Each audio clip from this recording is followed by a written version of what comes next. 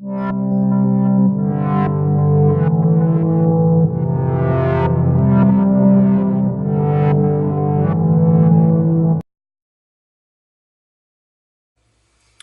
what's up there, YouTube friends? It's Grumpy Gamer Dad here, and today's build we are working on, still working on the Nightmare Before Christmas, and today's build we're working on Sally.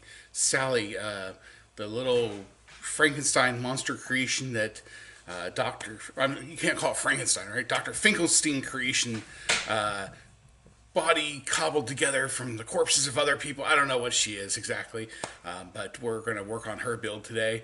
I've already bought a decoration. She's a hanging decoration, and I'm going to cobble her for parts. As you can see, I've already taken her dress off because it doesn't even fit me. For some reason, as soon as I hit the record button, every single noise in the garage happens, but here she is. Hi. Sally. You can see I took her dress off. Now, so I bought this. It was a $20 hanging windsock type decoration, much like the Jack. And I basically bought her for the head, the dress, which might be too small. I may have to do something else with that. Her head's perfect, and the stitching arms. Her hands are small, but I think I could work with them. Now with Sally, I need every single part. All right, so she's like, no, don't cut me up.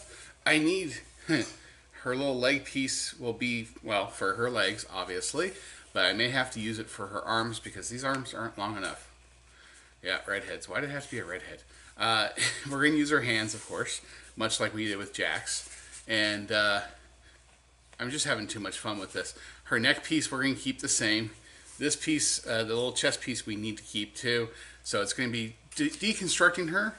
I got some more elbows. I got some longer leg pieces. I think what I want is I want her crouching behind the tombstone, which means I'll have to build that in the graveyard when Jack's in there lamenting about how sad his life is as a Pumpkin King.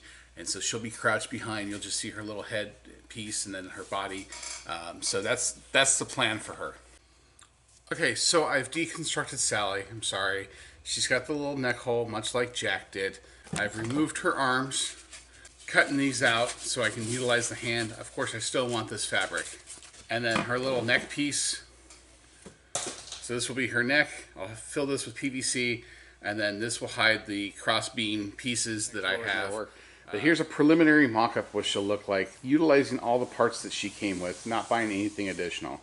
So you can see there's a crap ton of PVC connections, but here's how her legs were originally, just one straight piece. You can see it was just a mock-up. I hadn't decided what I was going to do with it yet. So what I've done is I've added some elbows here, some 90-degree elbows. They go into 45s. They go into 90s again. So she's got the appearance of sitting on her knees. And then her legs will be out behind her. And the short dress issue should also be resolved with this. I'm also going to put some 45s in her arms here to give her elbows.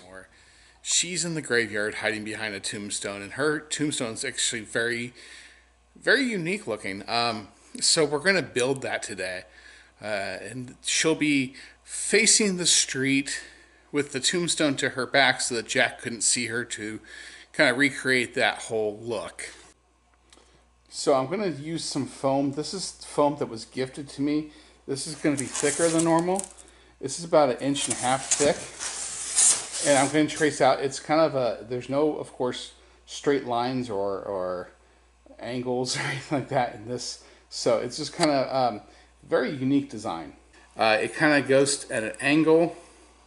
And then you've got these scratches here on the side, the RIP, and so I've kind of traced that out here. And then what I'll do is I'll get some more foam to reinforce the sides so it sticks out and get that three-dimensional look. I'll use my Dremel tool to carve out the RIP and the scratches.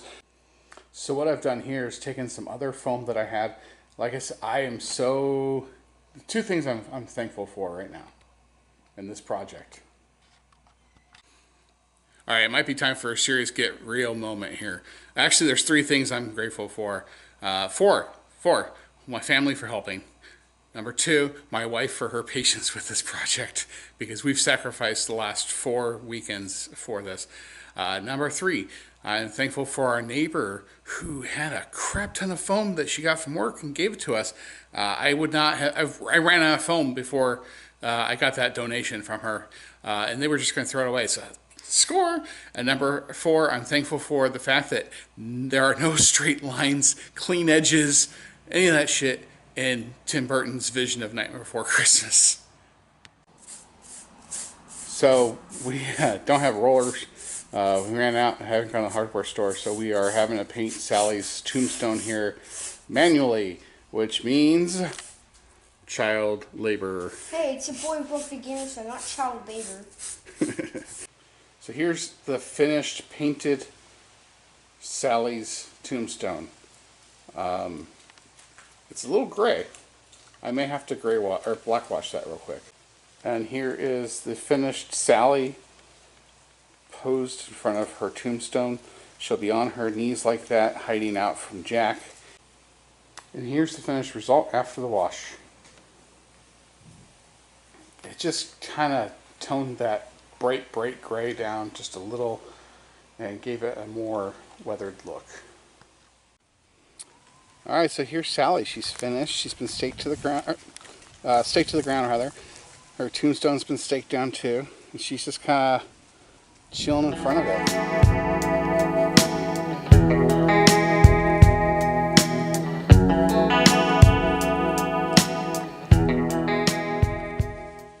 I think that Sally was the second cheapest project. I bought the, hanging costume with the head and the hands and the dress. I bought that for $20, and that's pretty much it. That was all. I had the construction foam that was given to me by my neighbor, so I really didn't have to put in anything more than time and effort into that. So in all, Sally came in at about $20. She's the second cheapest build of all of them. Well, there you go. That's episode number 5.